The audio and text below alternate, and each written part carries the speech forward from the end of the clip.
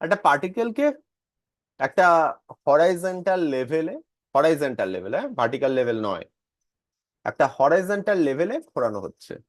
পার্টিকেলটার মাস হচ্ছে small M. তাহলে এক্ষেত্রে আমি যদি ফ্রি বডি ডায়াগ্রাম আঁকি অবজেক্টটার, আর রেফারেন্স ফ্রেম অবজেক্ট নিজেই, তাহলে কি হবে? আবার কি কি ফোর্স কাজ করছে? অবভিয়াসলি একটা টেনশন কাজ করছে, সেটাকে বললাম টি। আর কি কাজ করছে?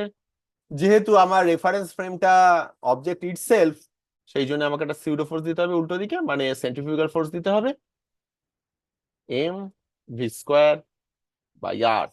দেখো টেনশনটা তো আননোন, টেনশন তো আর মেজার করা ডিফিকাল্ট। এই ধরনের অঙ্কে সাধারণত ভেলোসিটিটা তোমাকে বলে দেবে, যে ট্যানজেনশিয়াল ভেলোসিটি কততে ঘুরছে, বা অ্যাঙ্গুলার ভেলোসিটিও কিন্তু বলে দিতে পারে। সেইটার বেসিসে আমি লিখতে পারি কি, T is equal to M V square by R. এই ব্যালেন্সটা হলে তবেই তো সার্কুলার মোশন। তাহলে এখান থেকে আমরা বার করতে পারি tension is equal to M V square by R. আর যত ছোট টেনশনটা তত বেশি হবে।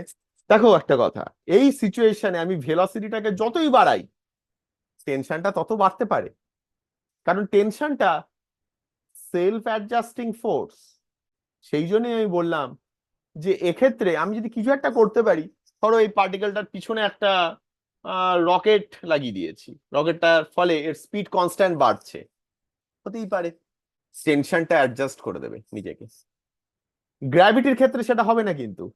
টেনশন অবভিয়াসলি দড়ি ছিঁড়ে যেতে পারে খুব বেশি হয়ে গেলে, সেটা আলাদা কথা, কিন্তু টেনশন নিজেকে সেলফ অ্যাডজাস্ট করতে পারে, যাতে এম ভি স্কোয়ার বাই আর এর সাথে সেলফ অ্যাডজাস্ট হয়ে যায়। এখনো অব্দি আমি যে কথাটা বলিনি সেটা হচ্ছে, আমি তো লিনিয়ার ভেলোসিটি না নিয়ে আমি অ্যাঙ্গুলার ভেলোসিটিও বলতে পারতাম। ধরো এর অ্যাঙ্গুলার ভেলোসিটি ওমেগা, কিভাবে রিলেট করতে পারি? ভি স্কোয়ার বাই আর হচ্ছে equal to omega square R.